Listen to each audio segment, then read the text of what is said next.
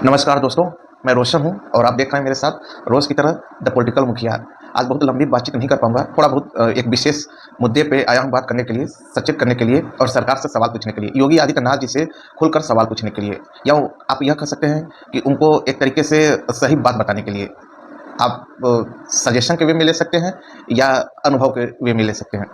दूसरी चीज़, मैं आज उतना बढ़िया से फ़ील नहीं कर पा रहा हूँ कि आगे बहुत लंबा-चौड़ा बात करूँ, क्योंकि आप समझ रहे हैं कि 1 साल तक मैं यूट्यूब पे काम नहीं कर पाया। क्यों नहीं कर पाया, इसका रीज़न मैंने पहले के वीडियो में बताया था कि और नए व्यूअर्स नहीं समझ पाएँगे, पुराने व्यूअर्स भी नहीं समझ पाएँगे, क्योंकि आज उन सारी वीडियोज़ को मुझे डिलीट करना पड़ा। सोचिए 1 साल तक मुझे काम करने से यूट्यूब पर एक तरीके से आप कह सकते हैं रोका गया, सिस्टम के पावर की वजह से, और आज अ, तकरीबन 60 वीडियो मुझे डिलीट करने पड़े।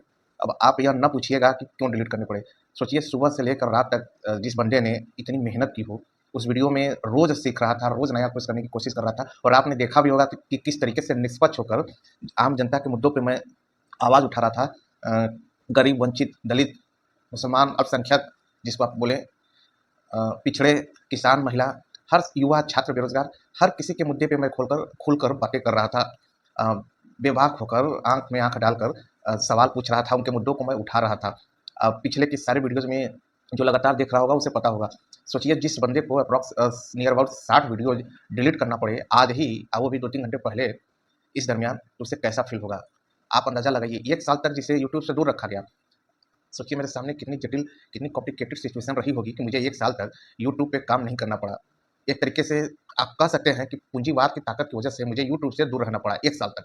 फिर भी मेरे तेवर, मेरे रहन-सहन, मेरी पत्रकारिता में कोई बदलाव नहीं आया, कोई डर नहीं, कोई दबाव नहीं। मैं लगातार जूझते हुए फिर से खड़ा हुआ, और फिर पिछले 1 महीने से मैं एक्टिव हो ही रहा था कि आज मुझे अपने 60 वीडियोज़ को डिलीट करने पड़े।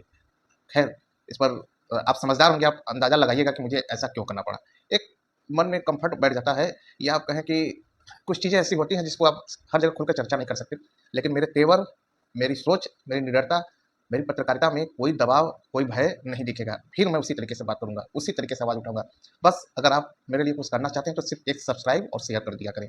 आप 10-15 हज़ार सब्सक्राइबर्स ला देंगे तो मेरा हौसला लगातार बढ़ेगा। अब आप सोचिए जिस बंदे का 1 साल वैसे खराब हुआ हो और लगातार इतना मेहनत करने के बाद 60 वीडियो डिलीट करना पड़ा हो, तो उसके करियर में कितना बड़ा ये एक तरीके से ये ब्रेक है। मैं आप इस आपदा, इस मुश्किल घड़ी में मेरा सहयोग करते हुए मेरे चैनल को सब्सक्राइब करें, शेयर करें और ग्रुप में फैलाएँ। यह आपसे रिक्वेस्ट है। आप 50 तरीके के रील्स देखते होंगे, 50 तरीके के चैनल्स फॉलो करते होंगे, सब्सक्राइब किए होंगे, लेकिन आपके व्यक्तिगत मुद्दों पे हर कोई नहीं बात कर सकता। उसके लिए सिर्फ़ रोशन ही आपको मिलेगा। तो आपसे ये मेरी इल्तिजा है, रिक्वेस्ट है, please try to understand and share, subscribe to my YouTube channel, और इसको आप अपने ग्रुप, जान-पहचान और रिश्तेदारों में सजेस्ट करें कि बंदा आपके लिए बोलता है, आपके लिए खड़ा होकर दिन-रात मेहनत करता है। आप सोचिए रात को 11:30 बज रहे हैं और फिर भी मैं आपके लिए इस टाइम, क्योंकि मुझे टाइम मिलता है बढ़िया से, कि मैं आपके मुद्दों पे बात करूँ, दिन भर के इश्यूज़ को सामने लाकर एनालिसिस करूँ। ख़ैर, ये आप मेरी बात समझ चुके होंगे। अब आते हैं मेन मुद्दे पे। योगी जी का मैं स्पीच सोशल मीडिया के माध्यम से मुझे सुनने को मिला, तो कुछ मेन पॉइंट उस पे मैं फ़ोकस कर रहा हूँ और योगी जी को मैं एक तरीके से सवाल पे सवाल पूछ रहा हूँ। योगी जी ने कहा कि हिंसा चाहे घर की हो या बाहर की हो, परामर्श की ज़रूरत होती है, और सही परामर्श मिले तो उस पे कंट्रोल किया जा सकता है। योगी जी, आपकी बात बिल्कुल सही है, हिंसा घर की हो या बाहर की हो, परामर्श की आवश्यकता है। हो सकता है कि सरकार कई तरीके की योजनाएँ चलाती हो, कार्यान्वित करती हो, और आपके परामर्श से यह भी संभव है कि घर की हिंसा रुक जाए। लेकिन योगी जी, जो सिस्टम की हिंसा है, जो सरकारी व्यवस्था की हिंसा है, जो खादी की हिंसा है, जो नेताओं की हिंसा है, उस पर कैसे लगाम लगेगा? योगी जी, आम आदमी के ऊपर जो भूमाफियाओं की हिंसा है, कुछ भूमाफिया सफ़ेद पोश पहनकर समाज में अपने को इज्जतदार दिखाते हुए नेताओं से टच में रहते हैं। उनके घर में उस तरीके के अधिकारी भी होते हैं, उस तरीके के पॉलिटिकल कैंडिडेट्स भी होते हैं, जो पॉलिटिकल, आप कह सकते हैं कि छुट भैया नेता भी होते हैं, जो पैसे के दम पे पार्टियों में अपनी दखल रखते हैं और बड़ा अच्छा कंटेंट बना के रखते हैं। तो आप बताइए, उन छुट भैया नेताओं के प्रेशर से, उनकी हिंसा से आदमी कैसे बचे? पत्रकारों के ऊपर जो दबाव बनता है, जो एक तरीके से विभागीय हिंसा होती है, उससे कैसे बचा जाए? आपके बिजली विभाग के द्वारा आम उपभोक्ता के ऊपर जो हिंसा होता है, 50 तरीके के नियम, कायदे, कानून बनाकर दौड़ाया जाता है, उसको एकदम वो सरकारी रौब दिखाया जाता है, तो उस हिंसा का निदान क्या है? तो अगर जनता के लिए आप त्वरित एक्शन लेते हैं, उनके ऊपर अगर वह किसी गलत एक्टिविटी में पाए जाते हैं, तो आपकी टीम, आपका विभाग, शासन-प्रशासन तुरंत उसको पटक के खाँच देता है। तो यह बताइए, जब विभागीय लोग आम जनता के ऊपर इस तरीके का काम करेंगे, शासन-प्रशासन के द्वारा हिंसा की खबरें सुनने को मिलेंगी। देखिए, इग्नोर हिंसा के कई रूप हो सकते हैं योगी जी। यही कह रहा हूँ ना, ये फिलॉसफी की चीज़ें हैं, हर कोई नहीं समझेगा और हर पत्रकार इस तरीके से आपसे बात भी नहीं कर सकता है, क्योंकि उसका नाम रोशन नहीं है, क्योंकि वो जिस प्लेटफ़ॉर्म से बात कर रहा है उसका नाम द पॉलिटिकल मुखिया नहीं है। तो योगी जी, उस तरीके की हिंसा को रोकने के लिए आपके पास क्या उपाय है? अगर नहीं है तो आप हम जैसे लोगों से मिलिए, हम लोग आपको बताते हैं। आपको चाहिए। और इसी बात पे आपने कहा ना कि किसी अभी आप बता रहे थे कि वाल्मीकि जी का उदाहरण देकर और तुलसीदास जी का, कि मौलिक कृति जो है अजर अमर हो जाती है, रचनाकार अजर अमर हो जाता है।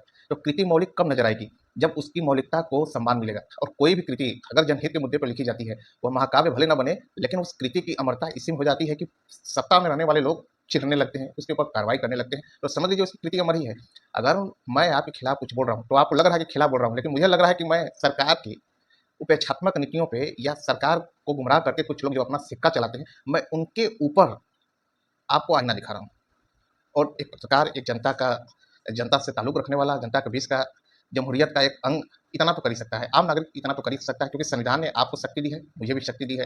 तो हम दोनों लोग एक तरीके से समतुल्य हैं इस मामले में। तो योगी जी, मैं बार बार कहता हूँ कि निंदक को नियरे रखिए, आलोचकों को सम्मान मिलना चाहिए। उस तरीके से जो पत्रकार निष्पक्ष होकर, स्वतंत्र होकर, बेबाक होकर, खासतौर पे आपसे, आपके सरकार से, जो कि इस समय दुनिया जानती है कि कैसी ये सरकार है, उस तरीके से अगर सवाल करता है जनहित के फेवर में, विपक्ष की आवाज़ बनकर, तो मुझे लगता है उसका सम्मान करना चाहिए, उसको प्रोत्साहित करना चाहिए।